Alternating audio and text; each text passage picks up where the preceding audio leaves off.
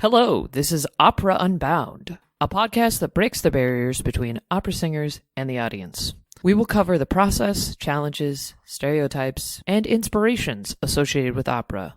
I'm Rachel Moss, the host, and this is my co-host, Mike Heitmann. You can learn more about our podcast at www.patreon.com/Opera Unbound. Welcome back to another episode. Today we're going to talk about the glamorous life of a traveling opera singer. Many people believe that opera singers lead quite glamorous lives filled with lavish travel, food, and special treatment. This may have been true during the golden age of opera in the mid-19th and 20th centuries, but that's not really how we live our lives now. Of course, there are going to be the few top percentage of opera singers who are making quite good money, but by and large, we're leading pretty normal lives.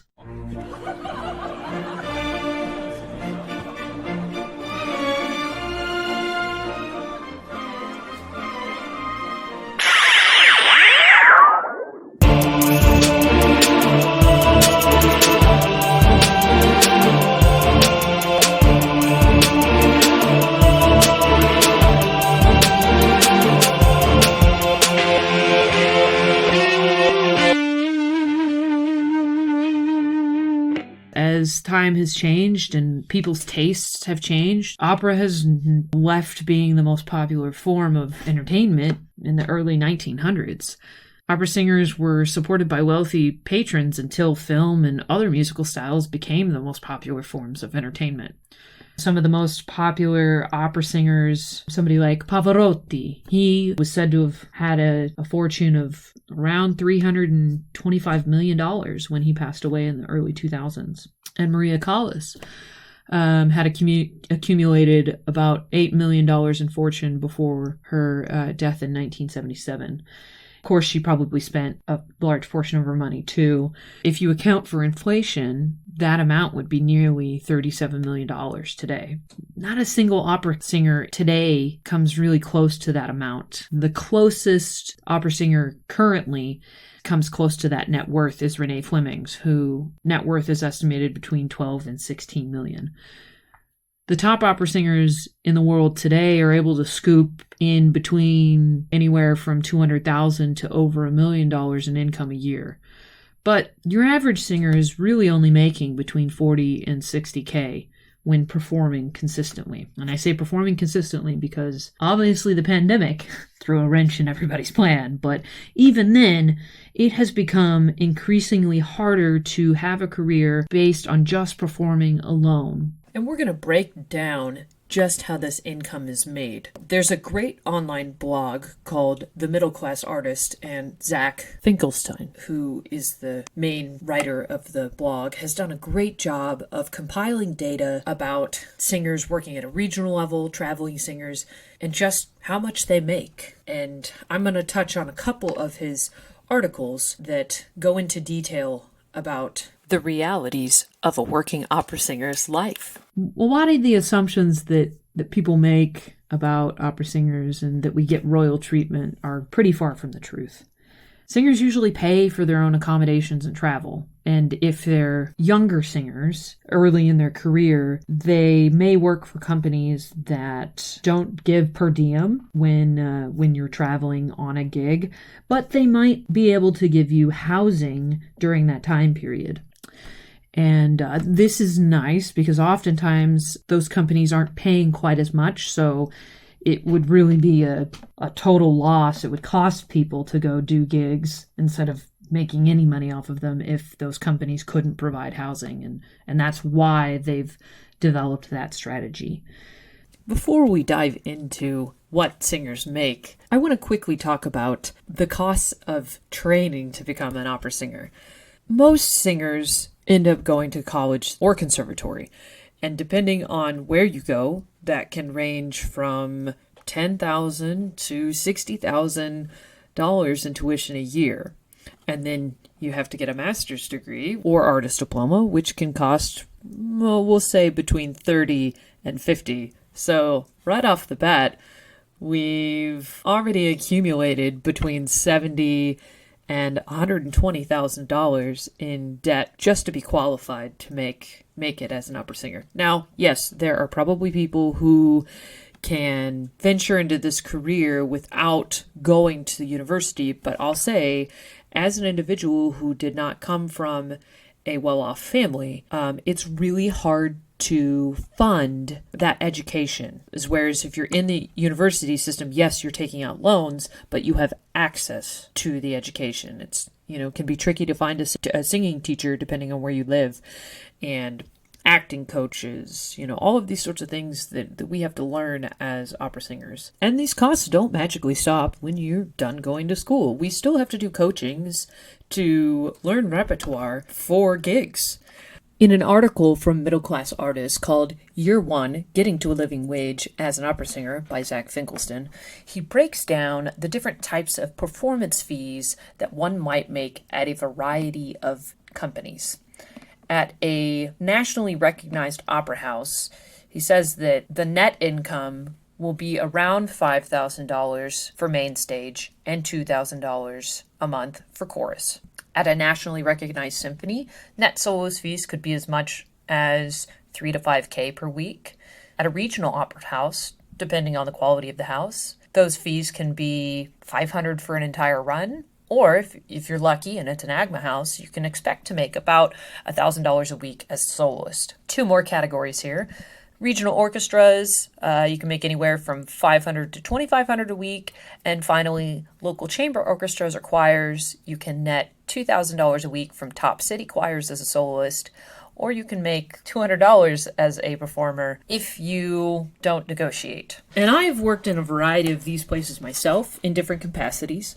And, as you notice, he always talks about the net. That really depends on how much your expenses are as a performer. Take, for instance, we'll say it's an opera performance at a regional house. You're gone for 4 weeks. You will probably spend somewhere around $200 on food, and that's mostly home cooking your meals. Maybe eat out a couple times. $100 on gas. You probably had a couple coachings, so about $240 for 3 coachings at $80 each. And depending on how much rehearsal time you are, I'd say the average amount of rehearsal time I've experienced in supporting roles is about 70 hours for a 4-week rehearsal period. And you're not paid for your prep time. So whatever your fee is, or, you're not specifically paid for your prep time. So the more efficient you are, the more you stand to profit in that area. But like we said, if we go back to regional opera house, so we said that you can expect to make between $500 for an entire run or $1,000 a week. Let's put it somewhere in the middle, and let's say you're making about $450 or $500 a week. So that's a total of $1,800 for the entire month. If you account for common expenses, okay, so like I said, the food, the gas, and the coachings, you're going to come out making a net of around $1,000 to $1,200. And like I said, that's not accounting for your prep time, because if you account for your prep time, you make around a $60 profit. It's not glamorous, that profit level of $60. But anyways, I really love that this information is available to people, because this is how we negotiate for better pay in our field. And what's laid out here is mostly true for the average artist. Like I said, not many artists are making those big old bucks like Maria Callas and Renee Fleming, someone like that is or was. As we've discussed in earlier podcasts, opera companies are divided into different budget sizes.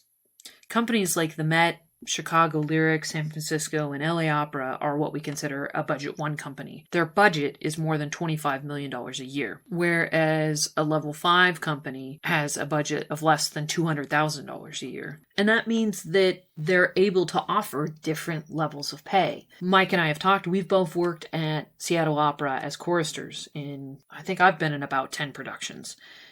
We make what I would consider a living wage there, just barely. But we, as choristers, we do make a living wage part-time. It's not a full-time job for actually any of the choristers at Seattle Opera. I hope one day it will be.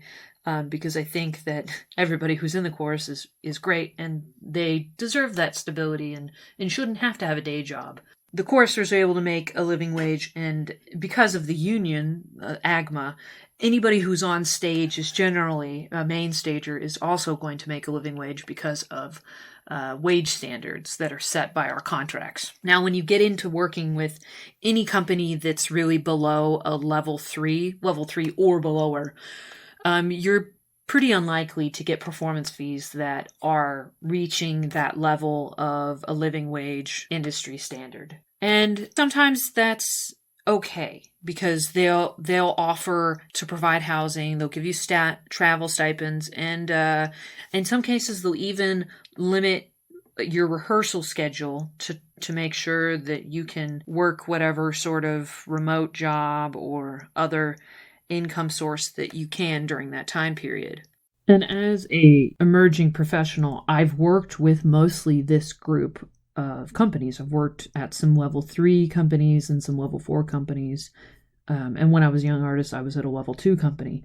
So I've kind of seen the gamut of what, how companies are compensating singers. And like I said, if it's below level 3, it's oftentimes challenging for us singers to make ends meet, honestly, on performing alone.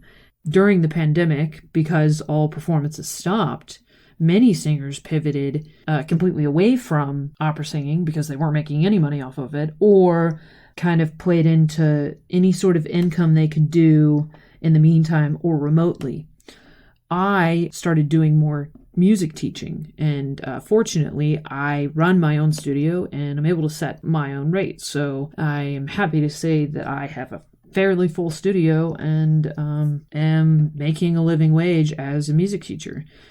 And that doesn't mean that I've left opera. I'm just a lot choosier about the gigs that I take now, because I can be. And it's a nice place to be, to have that willpower to say no. Even if you really would love to do a project, if it's going to cost you more money than you're getting paid, it's not always worth it to do that gig. Because as much as people say, oh, exposure doesn't pay the bills. Got to pay the bills at the end of the day. So oftentimes when I've traveled for gigs with these companies, I've had host housing, generous patrons who open their homes to us. It's so kind of them to do such a thing. It's not always ideal when you're traveling and you can't really afford to book a hotel or even an Airbnb. That is your option, which also means that we're not experiencing a whole bunch of glamorous food, because we're not really making enough money to be able to eat out very often. Maybe once a week if I'm really pushing it. But most of the time I go to the grocery store and get all my little goodies and make my homemade meals, if I have a kitchen to do so, which most of the time I do, which is nice. It's nice to have a kitchen. Otherwise, eating out of the microwave kind of limits your types of meals. Lots of salads for sure. Something that I'd like to talk about specifically is the impact the pandemic has had on artist compensation. And, as you can imagine and understand, that a lot of arts organizations didn't get as many donations during the pandemic. And that really hurts all of us. All of the artists are working for either the same pay or less pay than before the pandemic. And our cost of living, as everybody knows, inflation has caused everything to go up. It's really important for us as artists to be able to now have a little bit more flexibility and have those remote jobs where we can have that extra income. And a lot of artists today don't have agents. Another part of our industry that took a big hit. A lot of agencies closed their doors, or agents pivoted to another form of work, because for 2 years there was nothing. And when your outlook is so bleak, I mean, there was no chance for them to continue to hold on to the career that they had, because there was nothing on the books and there was nothing gonna be on the books for at least 2 years. Now that we're back and together making music again, for the artists who don't have have agent representation, they're booking all their own travel, they're negotiating all their own contracts, reaching out to companies about auditions, And I know that seems like, oh, that's not that much, but when you think about the number of times that you have to do it, and I don't know if any of you have negotiated a contract, but it's not fun for more money and then people saying, oh, yeah, we can offer you, this much more, and it's still half the amount that you really should be paid. I have a couple of friends who are singing at a very consistent level, were before the pandemic. I'm not sure if they're fully booked now as we start reaching the end of this, but before the pandemic, you're fully booked. We're talking 9-10 months of work is considered full-time work when it comes to opera. There really are very few opera houses that are open 12 months of the year. Most opera houses are closed for usually 2 months. They might be back to back, they might be split up. Someone who's working at B and A level houses, not even just in the United States, but around the world, was barely clearing $60K prior to the pandemic. They were making more than that, but when you take all the expenses that we pay as artists, especially if you're in America and you're having to cover your own health care as an individual, that's quite expensive. If you're single, that's not terribly hard to live off of, but if you have a whole family, that's not a whole lot of money to support a whole family. One of these singers had moved to Germany and was working in Europe and was able to live at a much higher standard of living because of the kind of social safety nets that are available in most of Europe. And the level of pay is better. I was looking up, doing some research about specifically what the average or what's the median income for an opera singer in America compared to Europe. For America, it's between 40 and 60K, and in Europe, it is closer to 70K. So they're really surpassing us in what they're able to pay their artists, and some of that has to do with the amount of government support that the arts get in most of Europe. In Germany, I think it's 60% of the budget of any opera house in Europe is government, and then the rest is made up by tickets. And in Italy, I think it's 40% is government support. And in America, you're looking at, I think it was closer to like 30% of the budget is coming from the government in the form of grants and stuff, because we're normal everyday people, We do an interesting job. We dress up as different people and are telling stories on stage, but we lead normal lives like the rest of the population. I don't have a apartment in Milan or London. I just have my my rental house in Washington State and have a car that maybe still runs. As I've been on this gig in Oregon, some rodents got into my car and chewed on the electrical, so I'm not sure if my car is dead or not, which I guess I should talk about that because that's something too about, being a traveling artist. So this was the first gig that I could drive to. A lot of my other gigs have been across the country, so I've flown and I haven't had a car while I'm traveling, which is usually okay. I usually am close enough that I can walk to wherever we're rehearsing, or sometimes one of my gigs we were provided a car by the patrons. They had an extra car that they let the singers use that were staying with them. But this time I was able to take my car, and I was like, great, this is nice to have this little bit of freedom to not have to work around the public transit system. And it was nice for the week that it was running, and then, like I said, rodents got in it and chewed up stuff, and now I have to tow my car back to Washington State because all of the mechanic shops here are booked out past the time that until after our show ends. That's not a pretty price sticker to look at. Yeah, let me know if there's any, singers out there and want to share their stories. You want to share it anonymously, more than happy to. Our email is operaunboundpodcast@gmail.com. This is one of those things that I want the people to understand that we're not making $1 million doing this. And usually we're paycheck to paycheck, just like every just like more than 60% of Americans, and we love what we do, and it means we usually sacrifice a lot for it. Thanks for listening to this podcast episode. We hope you enjoyed it. We'd love to hear your thoughts and requests, so leave us a comment below. For more information about the podcast or for extras, check out our Patreon page, www.patreon.com/operaunbound. You can help support the creation of this and much more content for as little as $3 a month. Like and subscribe to our channel, and also follow us on Instagram at Opera Unbound to stay updated. Ciao!